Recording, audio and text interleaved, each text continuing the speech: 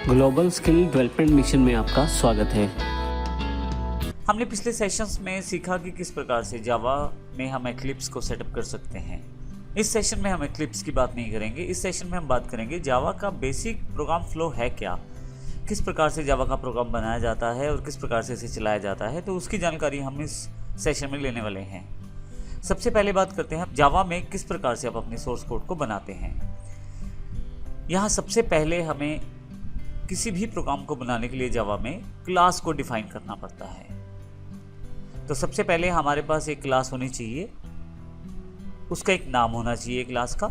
जैसे यहाँ पे क्लास का नाम टेस्ट है, उसके पश्चात आपके पास कर्ली ब्रेसेस ओपन और क्लोज होती हैं। तो इसका अर्थ ये हुआ, अगर मैं इसको यहाँ से सेक्शन को हटा दूँ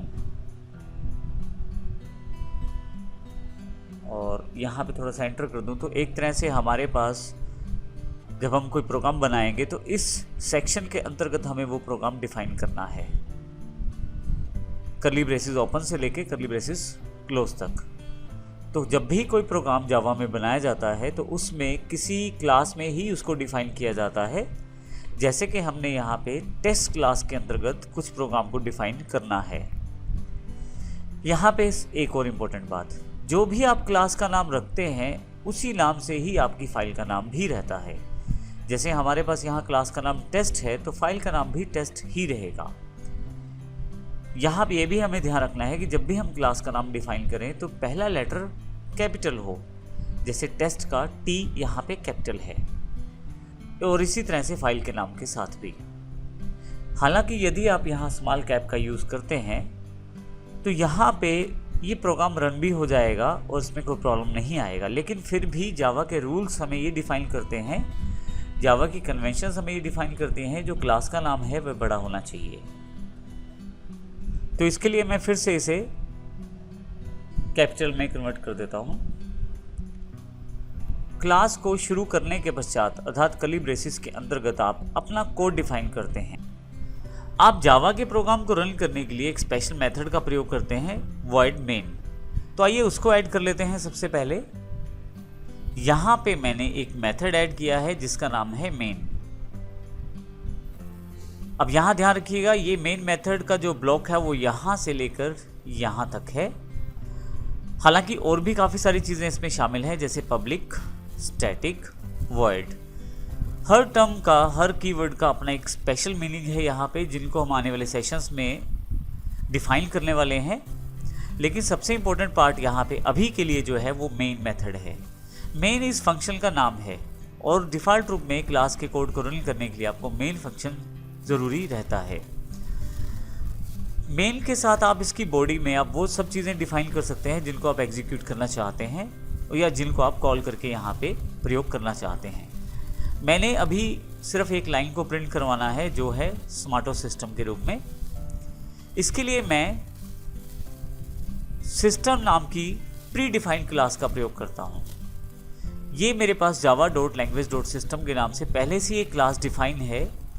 इसके साथ एक ऑब्जेक्ट डिफाइन है आउट, जो कि डॉट के साथ एम्बेड है। फिर डॉट लगा println फंक्शन का प्रयोग कर सकता हूँ या println मेथड का प्रयोग कर सकता हूँ। अब मोटी बात ये हुई कि यदि आप अपनी किसी टेक्स्ट को रिप्रेजेंट करना चाहते हैं कंसोल पे, कुछ मैसेज डिस्प्ले करना चाहते हैं या किसी वेरिएबल का वैल्यू प्रिंट करना चाहते हैं, तो फिर system.out.println का प्रयोग आपको करना है। अगर आप वैल्यू डबल कोट्स में दे देते हैं तो वो एज इट इज़ प्रिंट हो जाएगा स्क्रीन पे जाकर। तो अभी इसके पश्चात ये बॉडी यहाँ पे क्लोज हो जाता है, जो कि इस मेन मेथड का बॉडी है। और यदि आप यहाँ देखें तो फिर से मैंने क्लास को भी क्लोज कर दिया है।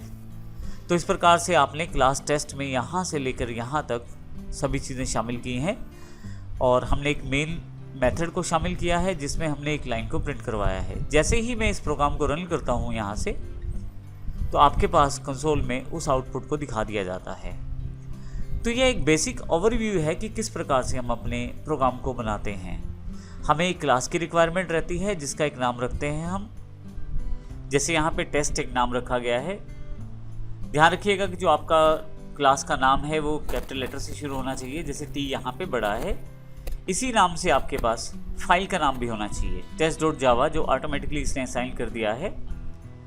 इसके अतिरिक्त आपको एक मेन फंक्शन डिफाइन करना है जिसके अंतर्गत आप system.out.println से कुछ भी टेक्स्ट को डिस्प्ले करवा सकते हैं या वेरिएबल्स की वैल्यू को डिस्प्ले करवा सकते हैं।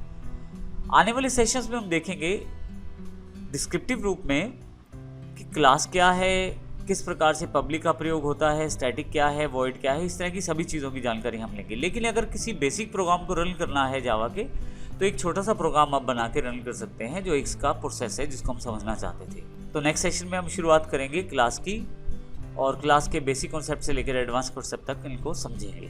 धन्यवाद।